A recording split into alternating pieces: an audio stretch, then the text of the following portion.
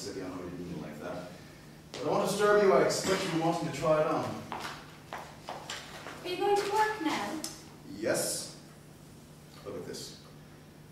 I've been down to the bank. Twirl. Yes? If little squirrel asked you really prettily to grant her a wish, Well? would you grant it to her? Well, first I should naturally have to know what it was. Squirrel would do lots of pretty tricks for you if you granted her her wish. I would have then. Your little skylark would sing for you in every room. My little skylark does it already. I turn myself into a little fairy and dance for you in the moonlight to her boat. Nora, it isn't that business you were discussing this morning. Yes, Torvald, please, I beg of you. You really have the nerve to bring that up again? Yes, Torvald, you must do as I ask. You must let Crossdale keep his place at the bank. Dear Nora, here's the job I'm giving to Mrs. Lind. Yes, and that's very sweet of you, but you could get rid of one of the other clerks instead of Krogstad. You're being incredibly obstinate. Just because you thoughtlessly promised to put a word in for me, you expect me to... No, it isn't that, Helmer. It's for your own sake. That man writes for the most beastly newspapers, and you said so yourself. He could do you tremendous harm. I'm so terribly frightened of him. Oh. I understand. It's memories of the past. That's what's frightening you. What do you mean? You're thinking of your father, aren't you? Yes. Yes, of course. Just think what those dreadful men wrote in the papers about Papa. The most frightful slanders. I really believe it would have lost him his job if the ministry hadn't sent you down to investigate. And you hadn't been so kind and helpful to him. My dear little Nora, there's a considerable difference between your father and me. Your father was not a man of unassailable reputation, but I am. And I'm to remain so the rest of my life. But Torvald, no one knows what frightful people may not dig up. Oh, Torvald, we could be so peaceful and happy now.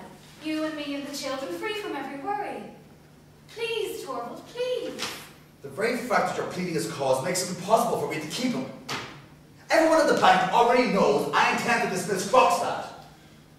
The rumor got about that the new vice president had allowed his wife to persuade him to change his mind. Well, what then? Oh, nothing. Nothing. As long as my little obstinate gets her way. Do you really expect me to make a fool of myself in front of my entire staff? Give people the idea that I'm owed to outside influence? Believe me, I'd soon feel the consequences. Besides, there's another reason why it's impossible for Krogstad to remain at the bank while I'm its manager. What is that? I might conceivably have allowed myself to ignore his moral obloquies. Yes, Torvald, surely. And I hear he's quite efficient at this job. But, well, we were school friends. It's one of those friendships that one enters into over hastily and comes to regret later in life. I might as well confess the truth. We were on Christian name terms. The tactless idiot makes no attempt to conceal the bell when the people are present. On the contrary, he thinks it gives them the right to be familiar with me. He shows off the whole time with Torvald this and Torvald that. You're going to find it damned annoying. If he stayed at the bank, he'd make my position intolerable. Torvald, you can't mean this seriously. Oh, why not? It's so petty. What did you say? Petty? You think I'm petty? No, Torvald, you're not petty. Oh, don't quibble. You call my motives petty, then I must be petty too. Petty? I'll have enough of this. Helen! What are you going to do? I'm going to settle this matter once and for all. Take this letter downstairs and find it. And let's hear it once. See that it lives with immediately.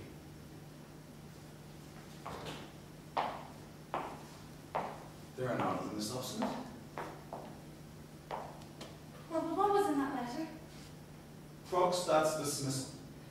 Corvold, call her back! There's still time, Corvold. Please, call her back! Do it for my sake. Or for your sake. Or for the children. Do you hear me, Torvald? Call her back! You don't realize what this may do to us all! It's too late. Yes. Too late.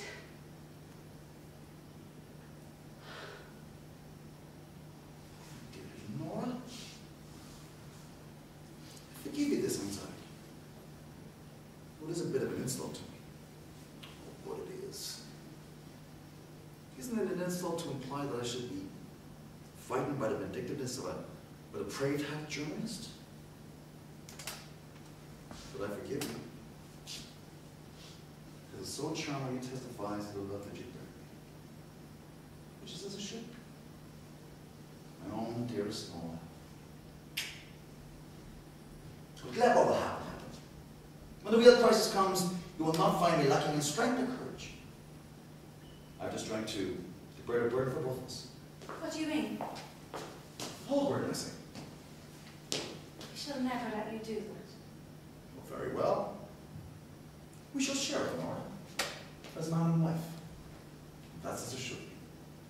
Happy now? Oh, there. Don't look at me with those frightened little eyes. You're simply imagining things. Now, you go ahead and do your tarantella. We'll get some practice on the tambourine. I will sit in my study. I will close the door. I will not hear anything, and you can make as much noise as you wish. When Dr. Rank comes, you can tell him where to find me.